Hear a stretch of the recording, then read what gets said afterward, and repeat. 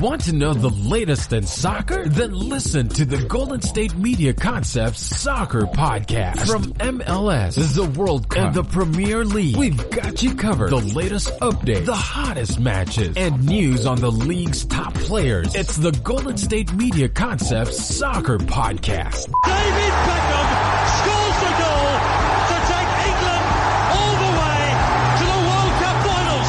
Listen now.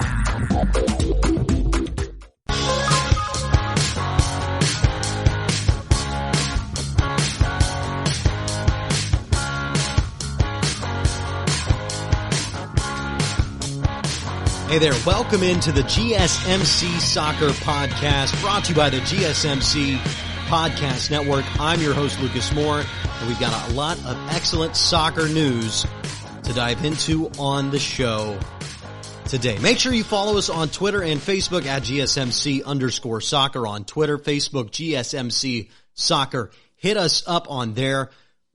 Follow, like, all those things. That's how you get more information about this show, about this podcast.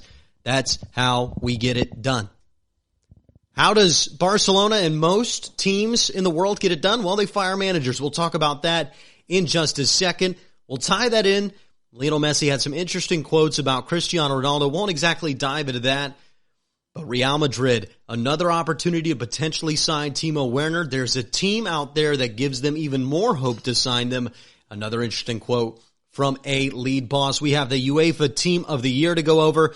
Best 5 teams of the decade, and a key injury to a Manchester United player might make this Liverpool season much easier. Other transfer news as well coming up in the show. But where I wanted to start, we had this news yesterday. We knew it was out there, but I wanted to hold off talking about it. I want to get all the details. I wanted to really dive in to what is exactly going on at FC Barcelona. They fired Valverde. He is out after 2 La Liga titles in a row. It's unbelievable. Imagine a coach in the NFL losing his job after winning 2 consecutive Super Bowls, and he's tied for first place halfway through the season, the 3rd year. All of a sudden, he's getting fired. Imagine that. This is the only sport in the world this happens in. I can't even tell you if it's a bad move or not by Barcelona, because this happens so often in this sport that I can't go out there and say, hey, you need to be patient. Hey, we need to wait. We need to not fire somebody and give him time and let him grow and develop, because the entire sport fires quickly. There really isn't examples of clubs or organizations giving managers a lot of time and then that time helping the team grow like there is in the NFL, like there is with some examples in the NBA. But a lot of times new managers can come in to a new soccer club and immediately carry them to the next level. And we see that time and time again. So I can't even sit here and say, although he's won back-to-back La Liga titles, he hasn't had much success in Europe, so maybe Barcelona is making that argument. But I can't even tell you it's a bad firing. And I couldn't tell you if this next one's a good hiring. There's so much turnover in this sport. Quique Setien, 61-year-old Quique Setien, is the new coach of FC Barcelona. Comes from Spain. He's a native. He coached all in the lower leagues of Spain and throughout other countries, with his last stop at Real Betis, which was in 2018-19. He's the new manager of FC Barcelona. We'll see how much he changes. It's a really talented team. They rely a lot on their highly talented, highly priced players, and they lean on Lionel Messi. We'll see how it works out for FC Barcelona. But when we talk about coaches and hirings and firings for clubs, for soccer clubs, you have to ask the question is, like I just said, there's so much turnover, it's hard to say, yes, that's a good move. Yes, that's a bad move. It's hard to really pinpoint that one way or the other, because we see teams move so quickly off these managers so often. There really isn't stability. My argument is that perhaps somebody should try. Maybe somebody should try this stability thing, because it worked out pretty well for Sir Alex Ferguson and Manchester United. It worked out pretty well for Jupp Heynckes, who was given a little bit of time at FC Bayern Munich. It's worked out for guys to stay a little longer, to be trusted by their club, to develop a culture, to develop a style of play, to develop a routine and conditioning, it's worked. The patient route has worked.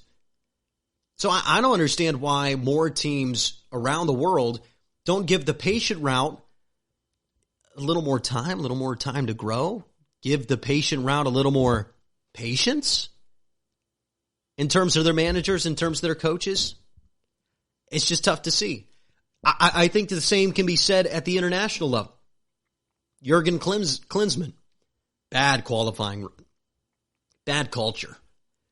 Maybe probably shouldn't have been fired because you fired him and then ended up missing the World Cup after being in the round of 16, the World Cup previous, coming out of the group of death.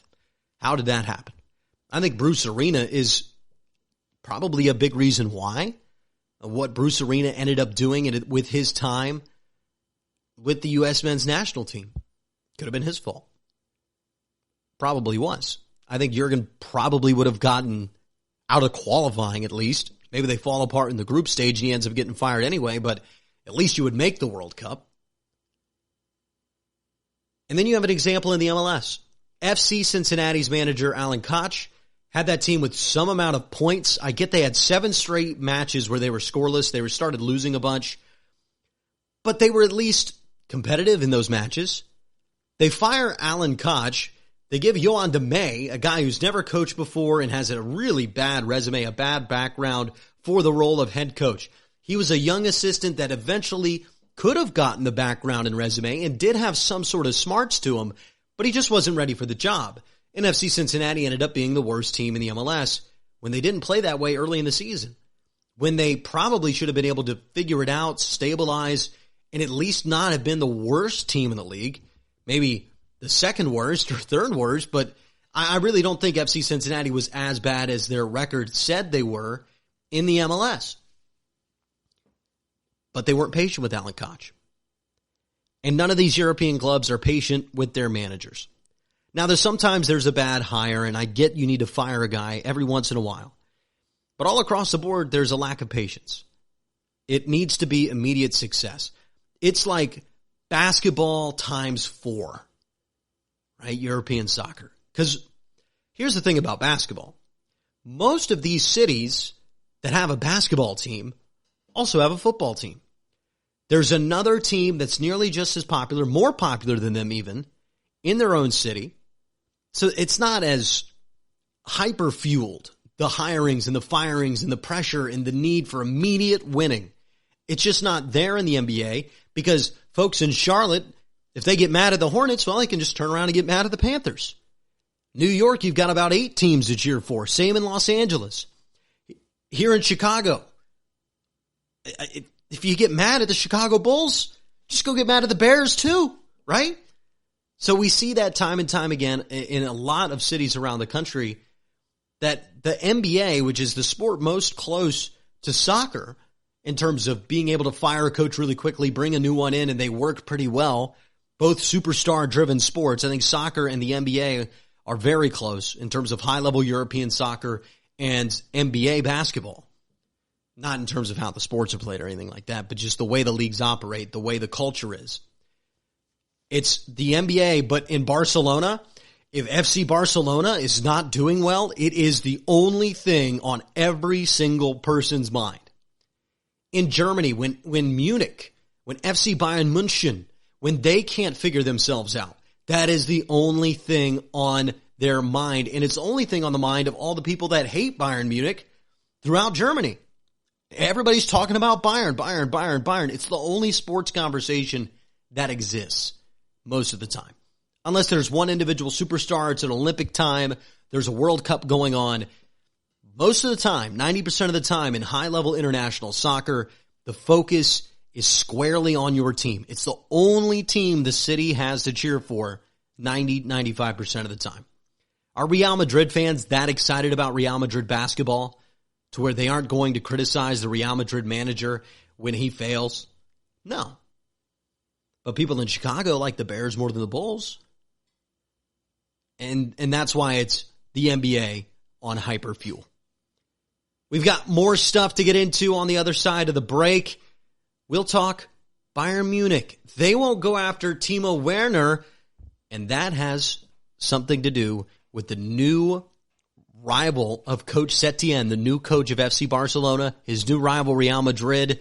Their window opens to get a huge transfer that could end up winning them the Premier League, the La Liga this year. Not the Premier League. They don't play in that. Would they win it? I don't know. But La Liga, opportunity for them to win it this year. That comes next. You're listening to the GSMC Soccer Podcast. Are you looking to get your college football fix?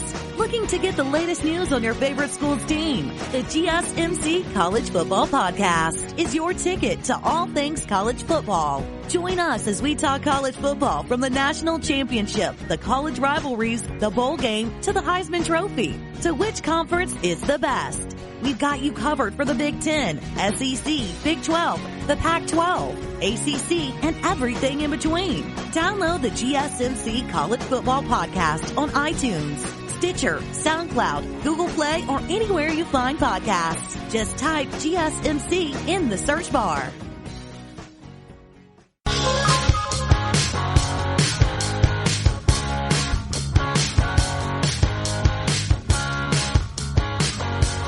Kiki Setien, the new coach at FC Barcelona. Will he work? I don't know. Barcelona 40 points, tied to the top of the table with Real Madrid. That league picks back up in Spain this weekend.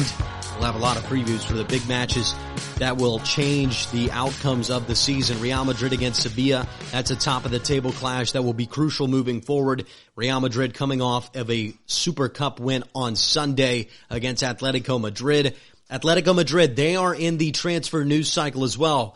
That's a little bit later in the show. Some rumors about a star PSG player possibly making his way to the Spanish third place team, Atletico. But Barcelona's biggest rival, the new rival of Coach Setien, who replaced Valverde at Barcelona, Real Madrid. I talked about this yesterday on the last show, how Timo Werner, the German, the young 23-year-old German striker, who fits perfectly at the top of the 4-3-2-1 formation, which is exactly what Real Madrid runs, has run, will run. That striker, that main man, Timo Werner, would fit right into that hole at the top of that formation. Would fit right in that hole even if they want to move the midfielders out, play more wingers, play wider, he would fit that formation as well. He also fits the culture of Real Madrid in that he's a successful German international, a la Toni Kroos, that they can plug and play, and he's an elite level talent, elite level athlete. And the only thing that would really be in Real Madrid's way to make this signing, because RB Leipzig is most likely going to take the money. They're run by a corporation. I understand they want to be first, but if Timo Werner wants to go to Real Madrid, Timo Werner is going to go to Real Madrid. That's what's going to end up happening. So the only thing that would be in the way of signing a very popular German international, it's what's in the way of everybody that wants to sign a very popular German international. And that is FC Bayern Munich, the German Giants. If they want you and you wear that Deutsche Fußballbund, the German national team logo on your chest in the summers, on the international breaks, and FC Bayern Munich wants you on their team, they are going to get you 95% of the time. Why? Because they have the most money. Why? Because they have the most influence. Why? Because they have the most connection to all the advertising companies in Germany. You want to be on commercials in Germany? Play for FC Bayern. You want to be relevant after your career? Be able to appear on media? Be able to eventually run things, business opportunities? You play for FC Bayern. You want to be internationally famous beyond the borders of Germany? You play for FC Bayern. You want a better chance of starting on the international team, a better chance of being an effective player on the international team, you play for FC Bayern. That is how the German soccer league works. That's why FC Bayern, right now they're 4 points behind, but I guarantee you, I can't guarantee you, I have a 90% feeling in my gut that FC Bayern is going to win their eighth straight German title this year, especially if Timo Werner gets sold from RB Leipzig to Real Madrid. So Real Madrid's got a really big Champions League clash. I want them to get this deal done before they play Man City in the opening round of the round of 16 of the UEFA Champions League, because, boy, that would make that matchup a lot of fun. I think Timo Werner is a perfect fit almost 70 goals and just over 100 appearances in his time with Leipzig. He's a huge reason, maybe even the number one reason, that Leipzig went from lower on the German tier to flying all the way up to competing with FC Bayern, and right now competing with FC Bayern again to being one of the top teams in Germany. And does Timo want to stay with Leipzig? No, not at all. He would want to go to FC Bayern, because Leipzig's not liked in Germany outside of Leipzig. And Leipzig people, there is even some that don't like them because of the way they came about, the way they came to power. They're through corporate money, which is really rare in the German league. It's a new thing that they really are fighting against. But FC Bayern doesn't want him. We got a quote this week from the Bayern boss, from the leaders in the front office of FC Bayern Munich. Hey, he doesn't fit our plans. He would try to probably fill the Robert Lewandowski role, but we're not moving Robert Lewandowski. This guy's one of the most accomplished strikers that FC Bayern's ever had. He's been a big reason why they've won the last 4 German championships. It's Robert Lewandowski. So sure, Timo Werner would be great, but is Timo Werner going to come off the bench at FC Bayern and fulfill a role that he really isn't going to fit when Lewandowski plays 90 minutes most of the time anyway? Think Bayern Munich's going to spend the 60, 70, 80 million euros probably needed to sign this guy? No, they're not going to do that. So what's that mean for Real Madrid? Well, it means nobody's in your way. It means that the only option for Timo Werner to not be in Leipzig, to be internationally prominent, to have an opportunity to be a superstar at the highest levels of this sport, his option is now Real Madrid. And it's a perfect time for it. They have no idea what they're doing at striker right now. Since Ronaldo left, they have not been able to find a reliable goal scorer, and he fulfills that role. And Real Madrid has 4 Champions League titles this decade. Yeah, they're that good. They're real good. And this is a perfect opportunity for Timo Werner. And it's something that I'd love to see happen because it'll make this Champions League run real interesting. Real interesting. Hope it gets done soon between those two. And for Barcelona, this is just bad news. Look at it this way. I said I liked Barcelona's chances less after watching them against Atletico Madrid. Then their manager gets fired. So this guy's going to make it better? This guy is magically going to launch it and make it... I just don't see that happening because managerial changes aren't easy. I get that sometimes they work in soccer and work pretty immediately, but I don't think it'll work when you've got Real Madrid to compete against. And especially if Real Madrid was the favorite to me. After the firing of Valverde, they moved a tick forward in the favorite, and they would move 5 ticks forward if they were able to sign Timo Werner. If they were able to get him at the striker position of Real Madrid. I truly think that Real Madrid is one signing away, filling that top spot and getting a reliable goal scorer who fits their formation, style of play, and culture well, which is what Timo Werner is. They are one of those pieces away from winning this league running away and winning La Liga by 4, 5, 6 points by the end of it where it doesn't come down to the final match day. And that's exciting if you're a Real Madrid fan. It's exciting that the La Liga is this close halfway through. And a big part of me hopes that Barcelona proves me wrong so that I can see Barcelona and Real Madrid go neck and neck right down the stretch. Because that would be a lot of fun. That would be so much fun, watching those two teams battle it out week in, week out in La Liga for a title. And that's what La Liga is all about. Barcelona, Real Madrid, right? That's what the whole league's about. El Clasico. Should be an El Clasico finish to La Liga, especially if transfers get in the way. On the other side of the break, we've got another big transfer also involving La Liga, but also Ligue 1 in France. PSG, will they move on from Edison Cavani? And who's the target team? It's Atletico Madrid. We'll talk about that on the other side of the break. You're listening to the GSMC Soccer Podcast. Tired of searching the vast jungle of podcasts? Now listen close and hear this out. There's a podcast network that covers just about everything that you've been searching. Hey! The Golden State Media Concepts Podcast Network is here. Nothing less than a podcast bliss with endless hours of podcast coverage.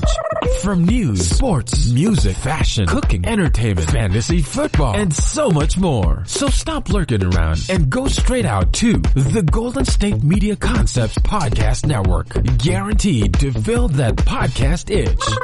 Whatever it may be. Visit us at www.gsmcpodcast.com. Follow us on Facebook and Twitter, and download us on iTunes, SoundCloud, and Google Play.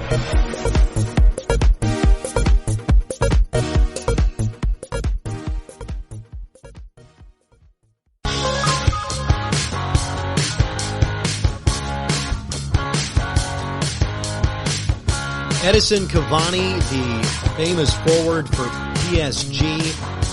It's saying there are rumors that Atletico has been making offers, but it's going to take about 20 million more euros than Atletico has offered right now for Edison Cavani to move on from Paris Saint-Germain and move to Atletico Madrid, the current third team in Spain, the perennial third place team in the Spanish league. If I'm PSG, and this is a big reason why they're asking for 20 million more euros, I wouldn't even have asked for more money. I would have flatly said no, because if you're PSG, you have bought all in to winning the Champions League. You're going to sell Edison Cavani to Atletico, a team you could play in the Champions League? I mean, PSG has been record transfer fee after record transfer fee for some of the best players in the world. They've spent a lot of money on their youth development. They've been so close over these past few years, and they just haven't been able to get it done this decade.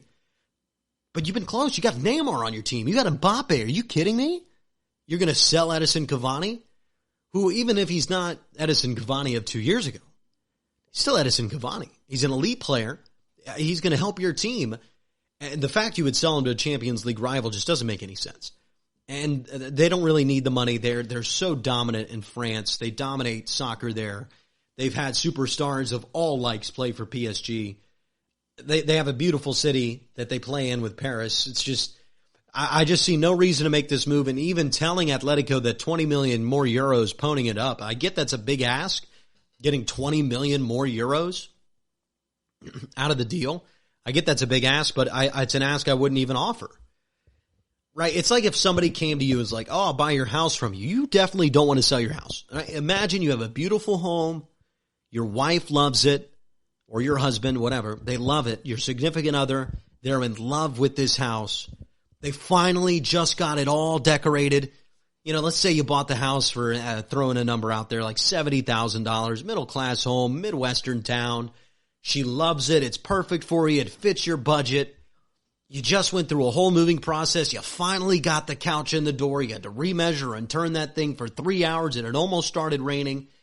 And then right after you move in, somebody offers you for the house, and they offer you a good price for it, $90,000. You could really turn a profit on that. Now imagine you said, but your wife is like, we can't sell this house. Are you kidding me? We just moved in here. This is in the perfect neighborhood. The school's right around the corner. The kids love it. All our furniture's in place. We're finally unpacked. We're finally getting ready to live a life. I don't want to sell this house. And you're like, okay, well, you know, but like, what if I told him, you know, like 120,000? Would we do it then? No, you still wouldn't do it. I'm telling you, you wouldn't do it, buddy. Right? There's some times when assets are really valuable to you. And that's not when you sell assets. If you're PSG, why would you sell an asset to a rival right before you need them in the Champions League knockout stages? This is where PSG has gotten every single year and where they've ended up failing every single year. So you've bought all these pieces, you've invested all this capital in your team, and you're going to sell a bit of that capital just for some extra cash when you're PSG and you're fine on money? It doesn't make any sense. Doesn't make any sense. And your wife wouldn't let you sell the house like that, man. It just wouldn't happen. Just wouldn't happen. We've got other transfer news in terms of Edison Cavani. Well, we just went over Edison Cavani, rather. But we've got more news in terms of a player not transferring, but a player not going to be available for a big clash against Liverpool this weekend. We dive into a huge injury that happened today in an FA Cup, and I'll tie into why. This is why I think that some of these cup competitions, I just don't think they should be as important or as valued as they currently are. We'll dive into that discussion on the other side of the break. You're listening to the GSMC Soccer Podcast. This is your ultimate stop for everything sports. The Golden State Media Concepts Sports Podcast. Should I say more? From the NFL, MLB, the NBA to MMA, it's all in here. The Golden State Media Concepts Sports Podcast. Listen now.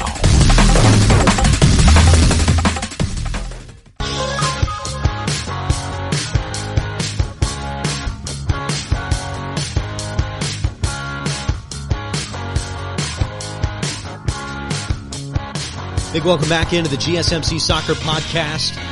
I'm your host, Lukas Moore. Give us a follow, baby, at GSMC_soccer. Hit us up with that follow. Hit us up with some likes. GSMC Soccer on Facebook as well. Love to see it. Love to see you follow us. Love to see you promote us. All those wonderful things. Make sure you end up doing it. Just talked Edison Cavani, PSG. Whether he should be sold to Atletico Madrid, and I think the obvious answer if you're PSG is no. Why? Because you don't sell a house right after you bought it, right? It just, sometimes you don't sell assets, right? You just can't sell this thing right now. You know, I just got a new TV. I wouldn't sell that thing for double its value right now. I mean, then you could go buy a new, well, I just got it in here. You know, I'm not going to sell you this TV. Right? Come on. It's just some things you don't sell at certain points. And then PSG shouldn't sell one of its best players, one of its most historic players, one of its most legendary players to a rival they could end up playing in their most valuable tournament right now. It's no matter the fee. 200 million euros doesn't matter. 300 million euros doesn't matter. Right? Some things just don't matter. Some things are priceless. Some things you cannot put a value on. Can't put a value on the FA Cup, at least not in my mind. So for those of you that do not know, there was an FA Cup match today between Manchester United and Wolverhampton. And if you were following the FA Cup before, you understand that this match was played last week. But all of a sudden, they're playing again. Why are they playing again? Oh, because they drew. And now they're playing a replay match a week later instead of just going to penalties and finding out who advances in the FA Cup. So, convincing multi-billion-dollar organizations who usually are only going after 2 goals. So the biggest clubs in the world, right? This is the top of international soccer. This is what centers around our show. This is what matters internationally. If you're in each individual country, so if you're in Germany, Dusseldorf matters a little bit more if you're close to Dusseldorf, or Eintracht Frankfurt matters a little bit more if you're closer to them. But unless you're one of the top teams in your league, you're not going to matter in terms of how we talk about European soccer, which we often talk about European soccer, especially in the United States as a whole. As a whole. So when you're one of the best teams, right, there's only 2 goals. Winning your domestic league, winning the Champions League. So everybody that's relevant that we talk about, that's their 2 goals. Sure, winning a cup title is a nice little extra added goal, but anybody would trade an FA Cup for the Champions League. Anybody would trade the FA Cup for winning the Premier League. It's not that valuable. It's clearly third. Sure, it has some value winning a tournament. But for these top teams in the world, Manchester United still considers themselves one of that. They think they should be winning Champions League. They think they should be at the top of the Premier League. Right? Liverpool, Real Madrid, Barcelona, you know them. FC Bayern, Borussia Dortmund, even in that club. Atletico Madrid, PSG. You know them. I mean, you've heard of them. That's soccer at its heights. They're worried about their domestic league. They're worried about the Champions League. So it kind of frustrates me when we have situations like the FA Cup. It's just, now we got to play a midweek game and we got to choose whether to play our starters, yes or no. Do we play young players? Does it matter? I just don't get it. But I can almost get away with it, right? Because it's only on occasion. It's every couple of weeks. It's a nice, fun thing to add in. There's some more dramatic moments throughout the week. You stay in the headlines. I understand why the tournament exists. I understand why it's there. I'm not in favor of getting rid of it.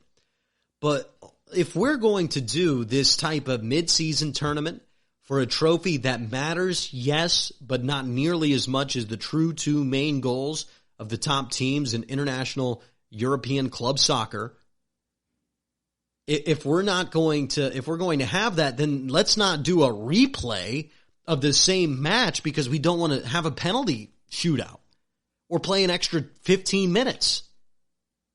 Now we've got to come back the next week, play the same team again at another location, and play them again. And then this time it can go into penalty kicks. It's just unbelievable to me. So Manchester United, huge injury today in the FA Cup. Marcus Rashford, one of their wingers, a guy that they will need if they have any prayer of competing with Liverpool this weekend. Liverpool, another opportunity. They just took down Tottenham Hotspur. They want to continue, and I believe they will in fact continue. If Marcus Rashford is unavailable for Saturday's match against Liverpool, if he's unavailable, then I think this is going to continue for Liverpool. Again, I think even if he were available, this would still continue for Liverpool. But now, because Rashford, who wasn't even supposed to play in this game, just subbed in to an FA Cup replay, now is hurt and could miss a huge Premier League match on the weekend. And nobody really rails against it because it's tradition. Nobody really attacks it because it's so baked in, it's so boiled into what soccer is in a lot of countries. But if I were a manager, I would not let any of my starters play in any of those competitions. Not 1 minute. I'm here to win the Premier League. I'm here to win a Champions League. And if we are good enough to win those two things, then I'm not playing starters in the FA Cup. I just wouldn't do that. It's just not something that, to me, has value enough to risk the future, to risk a match against Liverpool. How massive would it have been for Manchester United in their hopes of qualifying for European competition next year, and just them as a club, for them to defeat Liverpool this weekend? Ooh, wouldn't that have been awesome? Well, Marcus Rashford is pretty important in that goal. And now you don't have him. Now he's gone. So if we're going to do this FA Cup, if we're going to do these type of competitions, let's at least just let it be one match, in or out, done or not. I don't get the replay thing. And those that like it and those that are arguing based on tradition, they might have some reasons for why it makes sense, yada, yada. I'm just not here for any of them. I just think that if we're going to do a tournament that doesn't matter technically, although it matters some, I don't think you should be playing replays in that tournament. Back-to-back weeks, you play in the midweek, especially in the Premier League where they don't have a winter break, where they already have a more intensive schedule, where they not only have the FA Cup competition, but a completely other cup called the EFL Cup. So the schedule is already insane, and then you're going to have people play a replay against Wolverhampton in the next week because you didn't have the guts to have a penalty shootout after 90 minutes to decide a tournament game that really doesn't matter outside of tradition. Doesn't make sense to me. It's something that I hope that English football adjusts, although I imagine they won't. They are pretty locked in their ways, and they're one of the best sports league in the world. So perhaps they know better than me. Perhaps. That's just my opinion on the matter. We've got more to get into on the other side of the break. The UEFA Team of the Year announced. We're also going to dive into the best 5 teams of this decade. We'll dive into that and more on the other side of the break. This is the GSMC Soccer Podcast.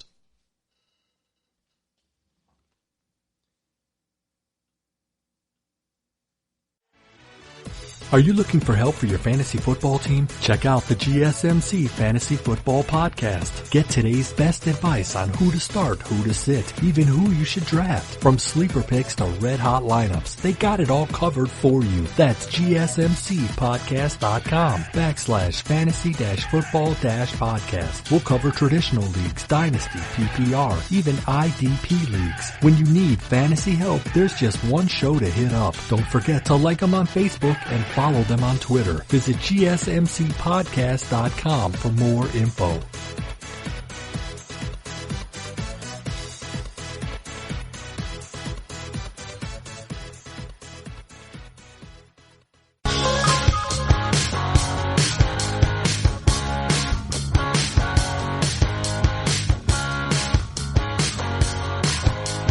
Big welcome back into the GSMC Soccer Podcast.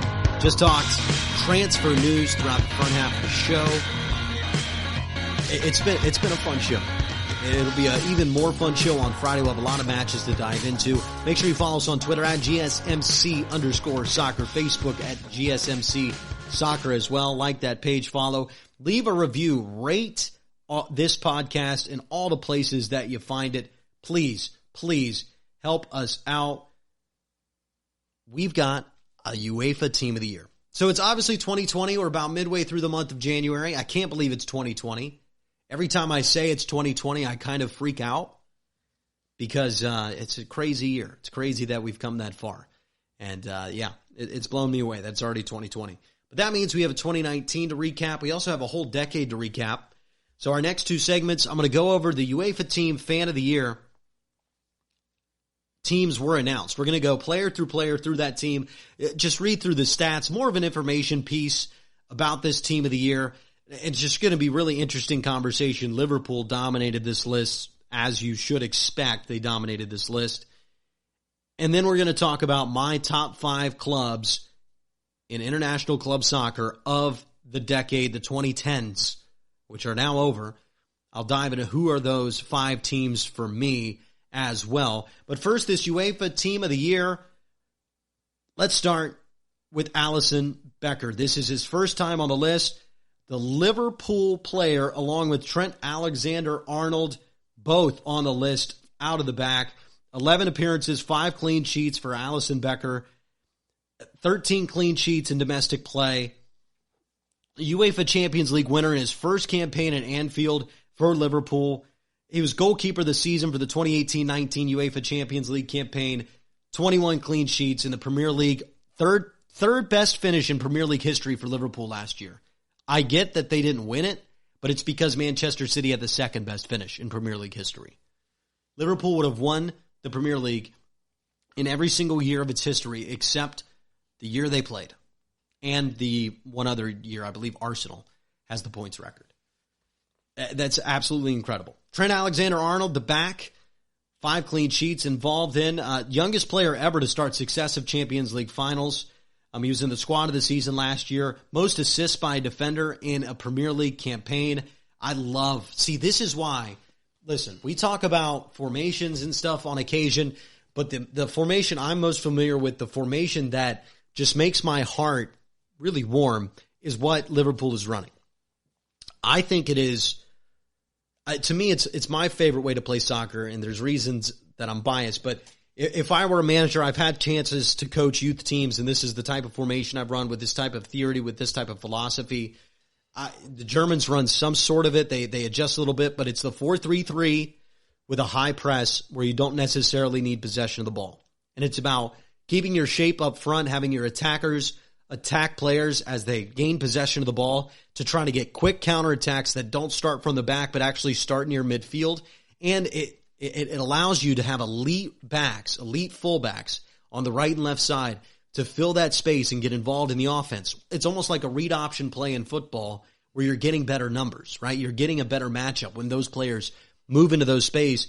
And Trent Alexander-Arnold, he's a big reason for a lot of that is success. He can move in that space. He can cross. He can put in passes.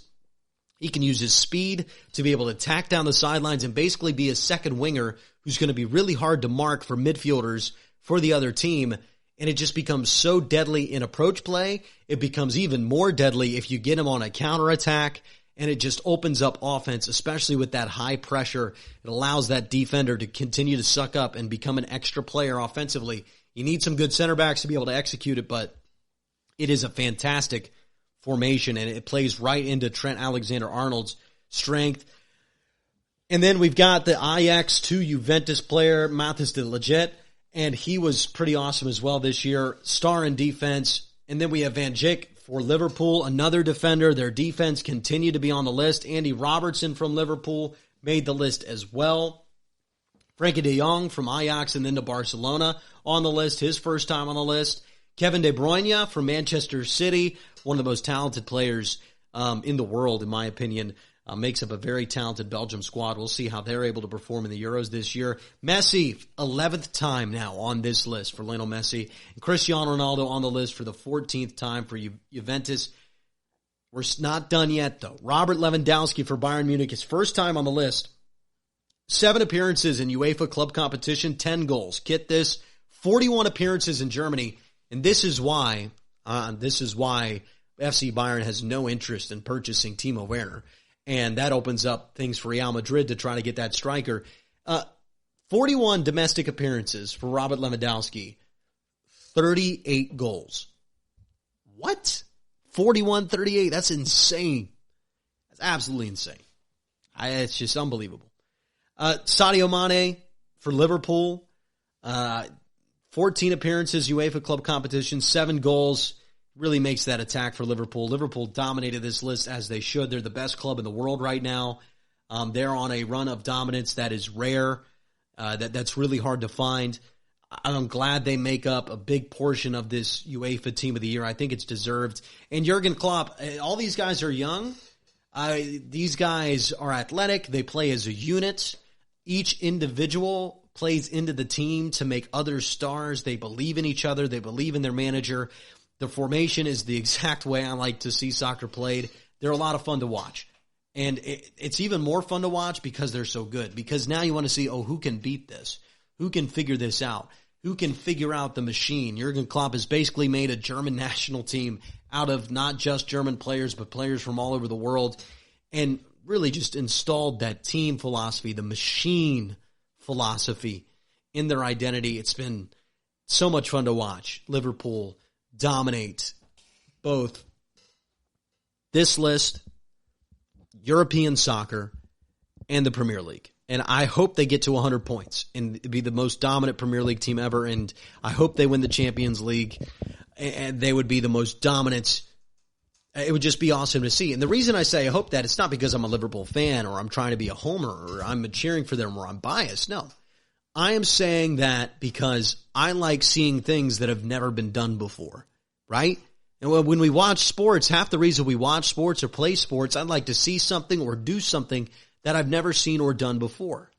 It's so fun to go out on a basketball court or a soccer pitch and as yourself as an athlete and do something you've never done before. Like, I've never made a spinning right-handed shot around. Like, seeing something that's never been seen is fun to watch for everybody. So that's why I like record-breaking teams. Another reason I like it is because I love watching the best at something. And when you're the best club in the world, I think it's fun to watch. I like watching the best musicians, the best actors. I like eating the best food. I like the best. I like enjoying that stuff because it's the best, right? To me, that's not too hard to understand. I love underdogs too, but for different reasons. I love underdogs because it's a classic American story. It's a classic story around the world, being an underdog, coming from nowhere, overcoming the odds. But I think Liverpool has that aspect as well. Haven't won the Premier League since 1990. They haven't necessarily been throwing money around like crazy. They have a LeBron James on their back end. I mean, just come on. Liverpool's just across the board. They're a fun team to watch, fun team to root for. And they're a fun team to watch and root for because let's see who can beat them. Who can beat them? Who can upset the team that's got 5 of the best 11 players, according to the fans, in the world with the UEFA Team of the Year of 2019. On the other side of the break, we'll see if Liverpool is one of the top 5 teams of the decade, in my opinion. See if they made the list on the other side. You're listening to the GSMC Soccer Podcast.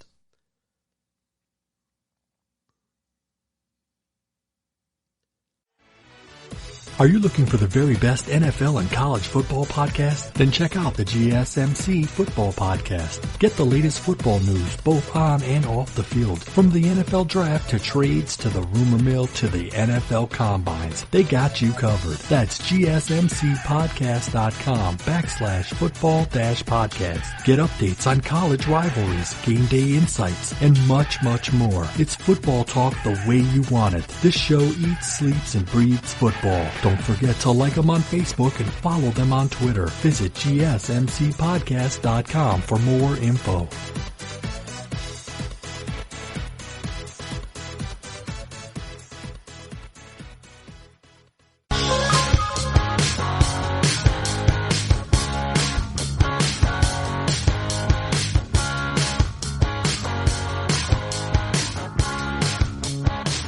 big welcome into the GSMC Soccer Podcast.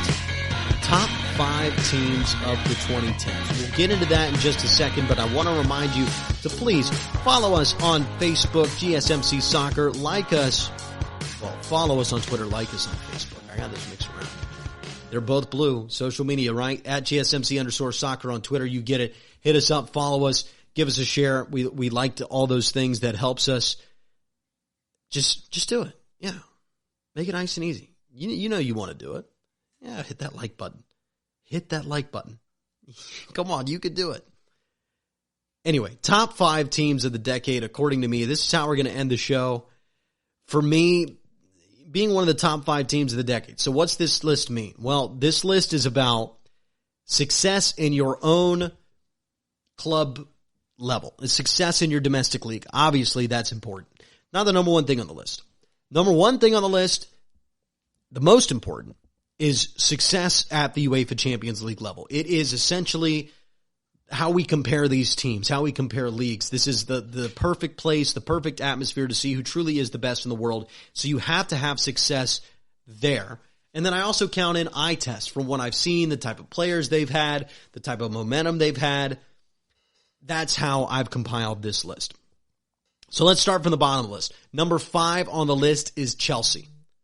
So Chelsea, a couple of Premier League titles, and they did win the Champions League this decade. They've been a consistent performer at the top of the Premier League, which is the best league in the world. They have won a couple Premier League titles, which is right behind the next team on the list. We'll get to them in a second. And they've won a Champions League. Now, they haven't had as much success in the Premier League as Manchester City, who comes in at 4th on our list.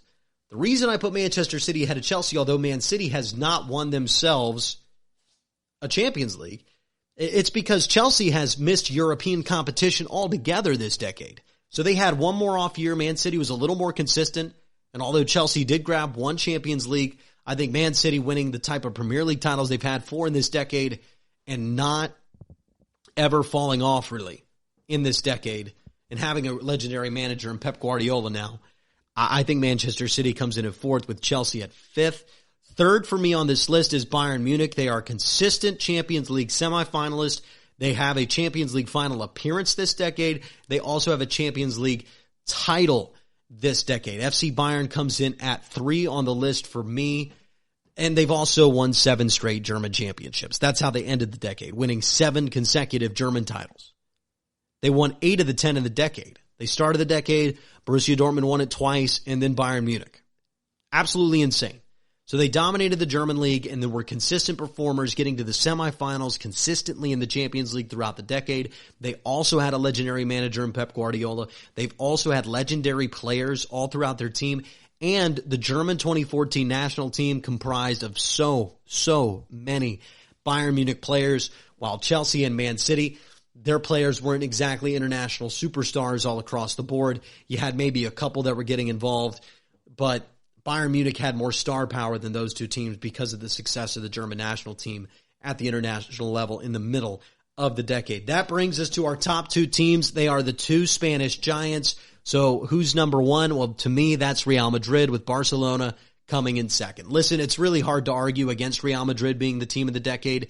They had arguably the greatest player of the decade in Cristiano Ronaldo. They've thrown around a lot of money. They've had superstars all over the place at Real Madrid. And they won 4 Champions Leagues. 4. Unbelievable. Never been a 3-peat in the modern era. Guess what? 3-peat. Real Madrid. Cristiano Ronaldo. And I get they won less La Liga titles than Barcelona, but to me, Champions League are more important than La Liga. Why? Because you're beating really great teams, and it's the biggest competition in the world. And it just, I'd be more proud of my team if they won that than La Liga.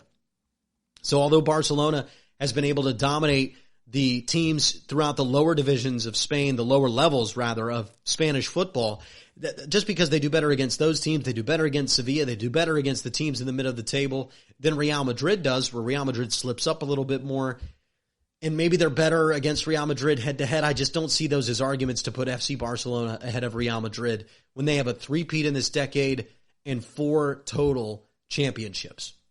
That's my teams of the decade. Real Madrid 1, Barcelona 2, Bayern Munich 3, Manchester City 4, and Chelsea at 5. Teams that just missed the list, Juventus, absolutely dominant in Italy. They just missed the list. They didn't pick up any Champions Leagues throughout the decade.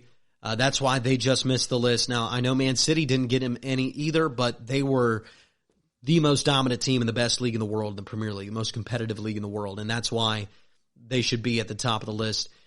Juventus was a just miss. PSG was a just miss. They were consistently there. And honestly, Borussia Dortmund to me was a just miss because they rose to prominence in this decade. They were the only other team outside of Bayern Munich to win the German league. A lot of the players that Bayern uses now came from Borussia Dortmund, and the best manager of the decade, Jurgen Klopp, managed Borussia Dortmund, right? And that also gives us to another honorable mention, Liverpool. They're on the list as well for honorable mentions, along with, to me, Leicester City. Just because of the one-year run, the absolute unbelievable odds to win the Premier League, I think we might remember Leicester City the most from this decade, and that's why they were also an honorable mention on these clubs of the decade. But that's our list, and that's our show. A little shorter today on a Wednesday, slow news day. That's all right. On Friday, we're going to have a jam-packed show with previews of the weekend, and I'm sure there's going to be transfer news in club soccer because there always is. That's how this thing works. But I appreciate you listening to the show. I'm Lukas Moore. Before I let you go, though, please rate us 5 stars on whatever podcasting platform you are on. Subscribe to us on that podcasting platform. And if you want to leave a review, please do. Follow us on Twitter at GSMC_soccer, Facebook as well, GSMC Soccer. Thank you so much for listening. I'll see you on Friday. This has been the GSMC, yes, say it with me, Soccer Podcast. You've been listening to the Golden State Media Concepts Soccer Podcast, part of the Golden State Media Concepts Podcast Network. You can find this show and others like it at www.gsmcpodcast.com. Download our podcast on iTunes, Stitcher, SoundCloud, and Google Play. Just type in GSMC to find all the shows from the Golden State Media Concepts Podcast Network. From movies to music, from sports to entertainment, and even weird news. You can also follow us on Twitter and on Facebook. Thank you, and we hope you have enjoyed today's program.